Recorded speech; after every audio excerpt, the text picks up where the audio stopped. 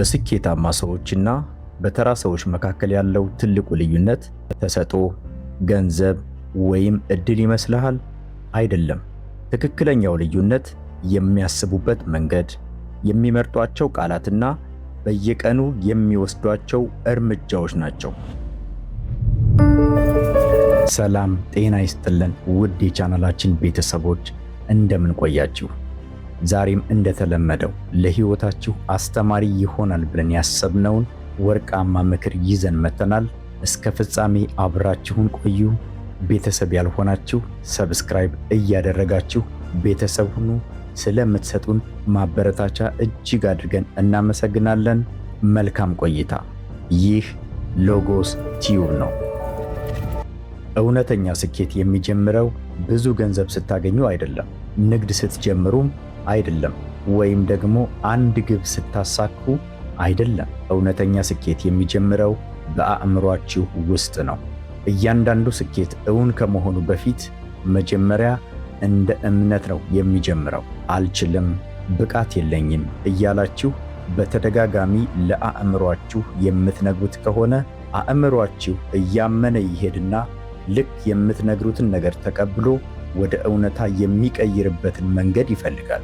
ነገር ግን መማር መሻሻልና ማደግ እንደምትችሉ የምትነግሩት ከሆነ አእምሯችሁ እድሎችን ማሰስና ማመቻቸት ይጀምራል። ዛሬ የአሸናፊነትን ስነ ልቦና ለማዳበር የሚረዷችሁን 10 ወሳኝና ኃይለኛ ልማዶች እነግራችኋለሁ። አብራችሁን ቆዩ።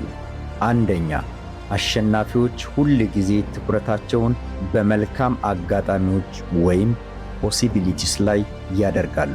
በህይወት ጎዳና እያንዳንዱ ሰው ችግር ይገጥመዋል። ያ የህይወት አካል ነው።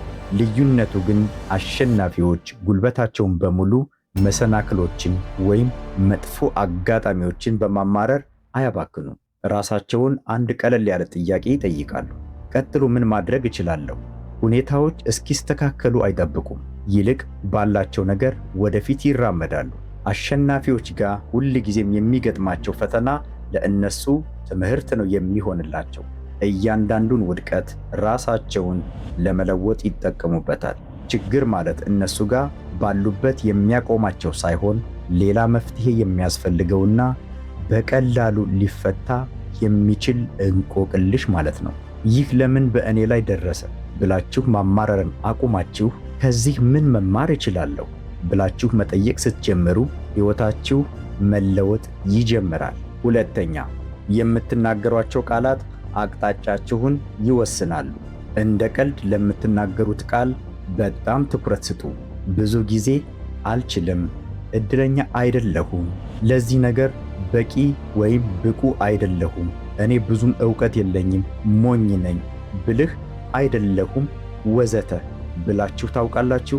እነዚያ ቃላት ቀስ በቀስ የእናንተ እምነት ይሆናሉ። በምትኩ መልካም ቃላትን በራሳችሁ ላይ ተናገሩ። ለምሳሌ እድል አግኝቻለሁ፣ እየተማርኩ ነው፣ ማሻሻል እችላለሁ፣ በየቀኑ እየተለወጥኩ ነው በሉ። ይህ ማለት ሁሉም ነገር ፍጹም እንደሆነ ማስመሰል አይደለም። ባላችሁበት ከመርገጥ ይልቅ ወደፊት እንድትራመዱ የሚያደርጓችሁንና ነጋችሁን የሚያሳምሩ ቃላትን መምረጥ ማለት ነው። ቃላቶቻችሁ በአስተሳሰባችሁ ላይ ተጽዕኖ ያሳድራሉ።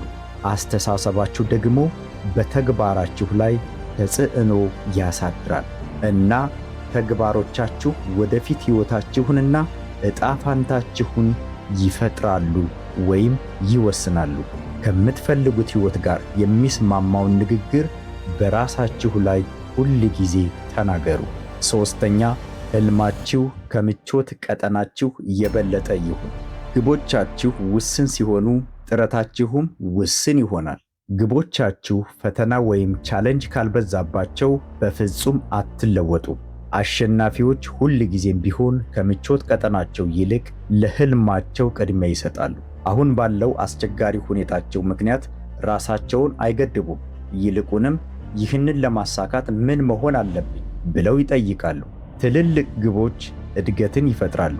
አዳዲስ ክህሎቶችን እንድታውቁ፣ የተሻለ ልማዶችን እንድትገነቡና በአእምሮ ጠንካራ እንድትሆኑ ያስገድዷችኋል። አስታውሱ፣ አሁን የያዛችሁ መሰናክልና ውስንነት ብዙውን ጊዜ ጊዜያዊ ነው። እምቅ አቅማችሁ ሁል ጊዜ ከተለመደው ምቾታችሁ የበለጠ ነው። አራተኛ፣ የውስጥ ንግግራችሁን ተቆጣጠሩት። በጭንቅላታችሁ ውስጥ ያለው ድምፅ ቀኑን ሙሉ ይናገራል ወይም ቀኑን ሙሉ ይጮኻል። ያ ድምፅ እናንተን እየጠቀማችሁ መሆኑን አረጋግጡ። ለምሳሌ ሁለት ሰዎች ተመሳሳይ ፈተና ሲገጥማቸው አንደኛው ይህንን መቼም ቢሆን መፍታት ወይም መወጣት አልችልም ይላል። ሌላኛው ደግሞ ከባድ ነው ግን እማርበታለሁ ይላል። ከሁለቱ የትኛው ነው ወደፊት የመቀጠል ዕድል ያለው? የውስጥ ንግግራችሁ ትልቅ ዋጋ አለው። በእውነት ለምታስቡለት ሰው እንደምታደርጉት ሁሉ ራሳችሁንም በየቀኑ አበረታቱ። የራሳችሁ ትልቁ ተቺ ከመሆን ይልቅ ትልቁ ደጋፊ ሁኑ። በራስ መተማመን የሚመጣው በተደጋጋሚ ልምምድ ነው። አእምሮአችሁን በሚያጠነክሩ ሐሳቦች በሞላችሁት ቁጥር አስተሳሰባችሁ ይበልጥ እየጠነከረ ይሄዳል። አምስተኛ፣ በራስ መተማመን የሚመጣው ከዝግጅት ነው። እውነተኛ በራስ መተማመን ሁሉንም ነገር እንደሚያውቁ ማስመሰል አይደለም፣ ይልቁንም መዘጋጀታችሁን ማወቅ ነው። ስኬታማ ሰዎች በራስ መተማመንን የሚገነቡት በተግባር ነው። ይለማመዳሉ፣ ያጠናሉ፣ ያሻሽላሉ። ችሎታቸው ፍርሃታቸውን እስኪተካ ድረስ ሂደቱን ይደጋግሙታል። በራስ መተማመን አብሯችሁ የሚወለድ ነገር አይደለም፣ በራሳችሁ ጥረት የምታገኙት ነገር ነው። ሰዎችን ለማስደመም ወይም ለማስደነቅ አትሞክሩ። በየቀኑ ከትናንትናው የተሻለ ሰው ሁኑ። በመጨረሻም ውጤቶቻችሁ ከቃላቶቻችሁ በላይ ጮክ ብለው ይናገራሉ። ስድስተኛ፣ መቆጣጠር ወይም መለወጥ የማትችሉትን ነገር ተዉት። ብዙ ሰዎች መለወጥ በማይችሉት ነገር ላይ በመጨነቅ ጉልበታቸውን ያባክናሉ። ስለ ሌሎች ሰዎች አስተያየት፣ ስለ ኢኮኖሚው፣ ስላለፈው ጊዜ ወይም ስለ መጥፎ ዕድል ይጨነቃሉ። አሸናፊዎች ግን ትኩረታቸውን ግባቸው ላይ ያደርጋሉ። በዛሬ ምርጫዎቻቸው ላይ ያተኩራሉ። አመለካከታቸውን፣ ጥረታቸውን፣ ዲሲፕሊናቸውን ወይም ስነ ስርዓታቸውን እና ልምዶቻቸውን ይቆጣጠራሉ። ከእናንተ ቁጥጥር ውጪ ለሆኑ ነገሮች ብዙ ትኩረት በሰጣችሁ ቁጥር በራሳችሁ ሕይወት ያላችሁ ስልጣን እያነሰ ይመጣል። ኃላፊነት ውሰዱ። በየቀኑ ራሳችሁን ዛሬ ላደርገው የምችለው ነገር አንድ ተግባር ምን ሊሆን ይችላል ብላችሁ ጠይቁ። ከዚያም ያንን አድርጉት። እድገት የሚጀምረው በኃላፊነት ነው። ሰባተኛ፣ አብራችሁ የምትውሏቸውን ሰዎች በጥንቃቄ ምረጡ። አካባቢያችሁ የወደፊት ሕይወታችሁን ሳታስቡት ይቀርጸዋል። ከአሉታዊ ወይም ኔጌቲቭ ሰዎች ጋር ብዙ ጊዜ ካሳለፋችሁ አሉታዊነት ወይም ኔጌቲቭ አሳቢነት እንደ ተራ ነገር መታየት ይጀምራል። ያ ማለት ትለምዱታላችሁ ማለት ነው። ትልቅ ነገር በሚያልሙ ጠንክረው በሚሰሩና መማር በሚወዱ ሰዎች መካከል ጊዜ ካሳለፋችሁ በተፈጥሮ የራሳችሁን ደረጃ ማሳደግ ትጀምራላችሁ። ጉልበት ወይም ኢነርጂ ከአንድ ሰው ወደ ሌላ ሰው የመጋባት አቅም አለው ወይም የመተላለፍ አቅም አለው። አመለካከትም ይጋባል፣ ልምድም እንዲሁ ይዛመታል። ከምቾት ይልቅ እድገትን ቀስቃሽ ግንኙነቶችን ምረጡ። በስኬታማ ሰዎች የተጻፉ መጽሐፎችን አንብቡ። አስተሳሰባችሁ ላይ ጥያቄ የሚያነሱ ወይም ቻሌንጅ የሚያደርጓችሁን ሰዎች በደንብ አዳምጧቸው። ምክንያት ከሚያበዙ ይልቅ ተግባርን በሚያበረታቱ ግለሰቦች መካከል ጊዜ አሳልፉ። በዙሪያችሁ ያሉ ሰዎች የእናንተን የእድገት ጣራ ይወስናሉ። ስምንተኛ፣ ውድቀታችሁን እንደ ነዳጅ ተጠቀሙበት። ማንም ሰው ስህተት ሳይሰራ ስኬታማ አይሆንም። ውድቀት ብቃት እንደሌላችሁ ማረጋገጫ አይደለም፣ ይልቁንም እየሞከራችሁ መሆኑን ማረጋገጫ ነው። እያንዳንዱ ስኬታማ ሰው ተቀባይነት ማጣትን፣ ተስፋ መቁረጥንና መሰናክሎችን በሕይወቱ አስተናግዷል። ልዩነቱ ቀላል ነው። እነሱ አላቆሙም። ለምን ወደኩ ብላችሁ ከመጠየቅ ይልቅ ምን ሊያስተምረኝ ይችላል ብላችሁ ጠይቁ። ውድቀት ዋጋ የሚኖረው እንድትሻሻሉ ሲረዳችሁ ብቻ ነው። እያንዳንዱ ትምህርት ቀጣዩን ሙከራችሁን የበለጠ ጠንካራ ያደርገዋል። ይህንን አስታውሱ። ማቋረጥ ውድቀትን ያረጋግጣል፣ መማር ግን ሌላ ዕድልን ይፈጥራል። ወደፊት መጓዛችሁን ቀጥሉ። 9ኛ የተግባር ሰው መሆን ፍጹም ከመሆን ይበልጣል። ሐሳቦች በየቦታው አሉ። ሐሳብን በተግባር መተርጎም ግን ውድ ነገር ነው። ብዙ ሰዎች በራሳቸው ላይ እምነት እስኪኖራቸውና ሁሉም ነገር ፍጹም ወይም ፐርፌክት እስኪሆን ይጠብቃሉ። ፍርሃታቸው እስኪወገድ ይጠብቃሉ። ያ ቀን ግን መቼም አይመጣም። ተግባር በራስ መተማመንን ይፈጥራል እንጂ በራስ መተማመን ተግባርን አይፈጥርም። የመጀመሪያውን እርምጃ ውሰዱ።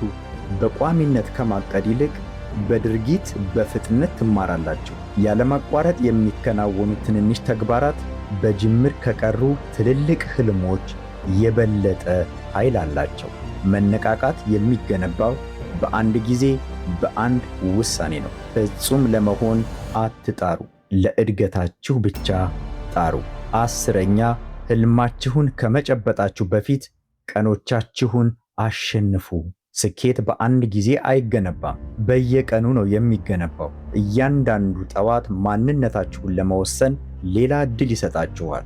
ከትኩረት መበታተን ይልቅ ዲሲፕሊንን ወይም ስነ ስርዓትን፣ ከምቾት ይልቅ እድገትን፣ ከማመካኘት ይልቅ ኃላፊነትን፣ ከአሉታዊነት ይልቅ ምስጋናን መምረጥ ትችላላችሁ። የወደፊት ሕይወታችሁ በአንድ ትልቅ ውሳኔ አይወሰንም። በየቀኑ በሚደጋገሙ በመቶዎች በሚቆጠሩ ትናንሽ ውሳኔዎች ነው የሚፈጠረው። ጠዋት በዓላማ ንቁ። በትኩረታችሁ ላይ ጥንቃቄ አድርጉ። የጀመራችሁትን ጨርሱ። በየቀኑ ጥቂት ወይም በመጠኑ ቢሆን መሻሻል አሳዩ። እነዚያ ጥቃቅን መሻሻሎች በመጨረሻም አስደናቂ ውጤቶች ይሆናሉ። የማጠቃለያ ወይም የመጨረሻ መልእክት። እዚህ ላይ ልብ ልትሉ የሚገባው አንድ ነገር አለ። እናንተ የምታደንቋቸው ሰዎች ልዩ ኃይል ያላቸው ጀግኖች ወይም ሱፐር ሂሮ አይደሉም። እነሱ በቀላሉ የተለያዩ ውሳኔዎችን በቋሚነት የወሰኑ ናቸው። ከምቾት ቀጠናቸው ይልቅ ሕልማቸውን ማሳደድን የመረጡ ናቸው።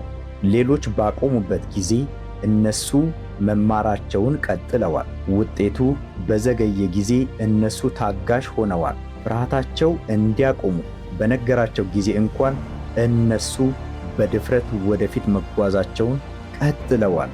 እናንተም የእነሱን ፈለግ መከተል ትችላላችሁ። በአንድ ጀንበር ፍጹም መሆን አይጠበቅባችሁም። ከትናንት የተሻላችሁ መሆን ብቻ ነው የሚጠበቅባችሁ። አንድ ተጨማሪ ገጽ አንብቡ። አንድ ተጨማሪ እርምጃ ውሰዱ። አንድ ተጨማሪ ክህሎት ተማሩ። አንድ ተጨማሪ ውይይት አድርጉ። ለራሳችሁ የገባችሁትን አንድ ተጨማሪ ቃል አክብሩ። ትናንሽ ድሎች በራስ መተማመንን ይገነባሉ።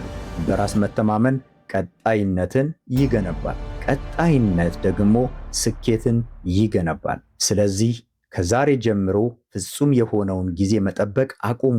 ራሳችሁ የራሳችሁን ጊዜ መፍጠር ጀምሩ። የማደግ ችሎታችሁ ላይ እምነት ይኑራችሁ። በዓላማ ተናገሩ።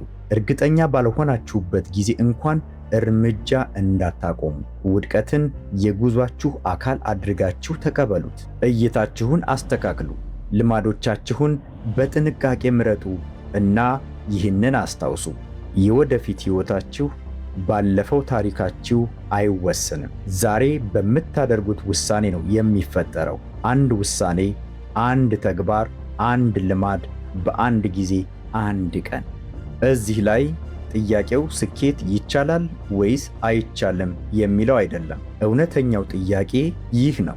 ከዚህ ቪዲዮ በኋላ ወደ ስኬታችሁ ለመድረስ ምን አይነት ምርጫ ታደርጋላችሁ የሚለው ነው። ምክንያቱም የእያንዳንዱ አሸናፊ ታሪክ በአንድ ቀላል ውሳኔ ይጀመራል። እሱም ለመጀመር በሚደረግ ውሳኔ። አንድ ጥያቄ ልጠይቃችሁ። አሁን ያላችሁበት የጓደኝነት ሰርክል ምን ይመስላል? የምታድጉበት ነው ወይስ ራሳችሁን እያጣችሁ ያላችሁበት ነው? ሐሳባችሁን በኮሜንት አስቀምጡልኝ። አመሰግናለሁ። ቸርን ሰንብት።